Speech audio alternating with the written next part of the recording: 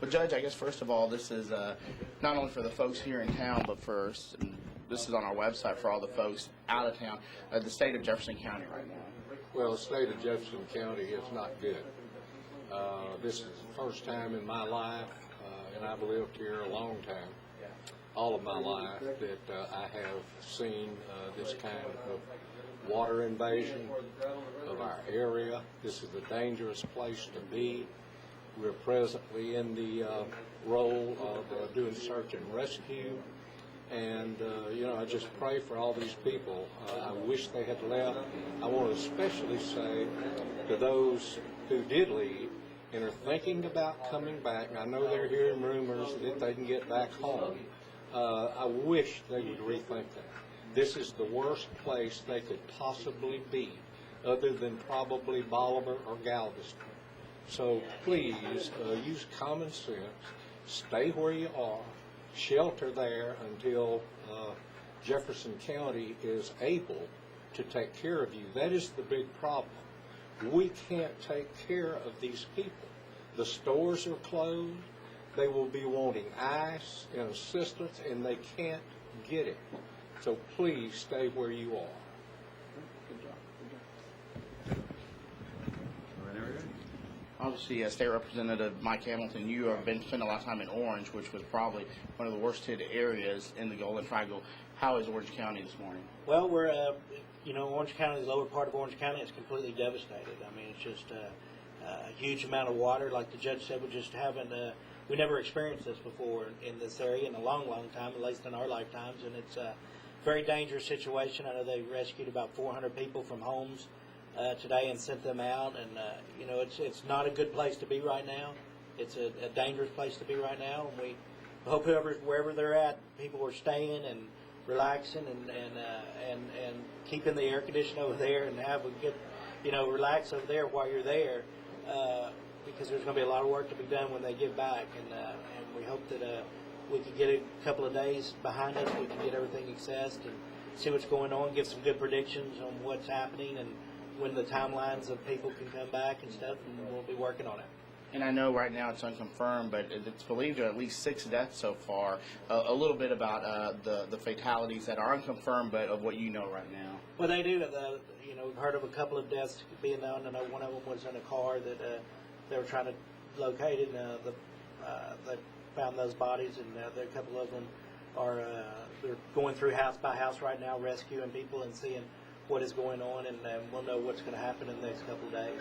So those those rescue efforts continue today? They're continuing today. They've got the Texas First Task Force out there right now, going house to house, checking, looking through houses, seeing if they can rescue anybody or see what's going on.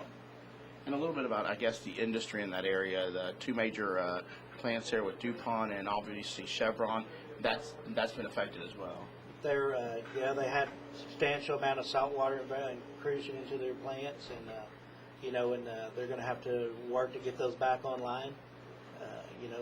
Some of the good things that Port Arthur plants are saved, so that saves some of the gasoline reserves in the United States. But the chemical plants and the stuff on the road were all hurt pretty bad.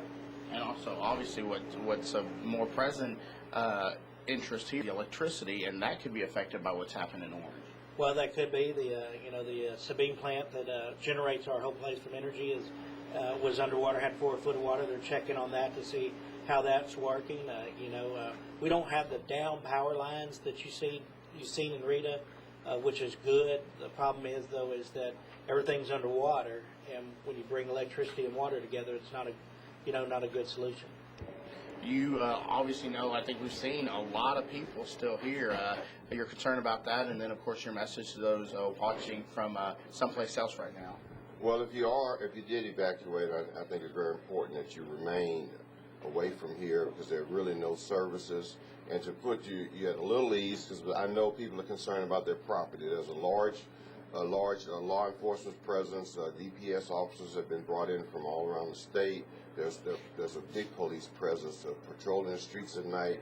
Your property we're doing the best to make sure it's protected, because we know that's a concern.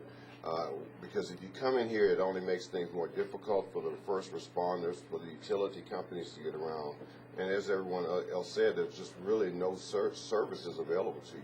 And no idea at this point when those services will be restored. No idea when those services will be restored, and it's very humid here, and it's awful to spend the night without utilities. So if you somewhere that you can remain, I strongly suggest you do so.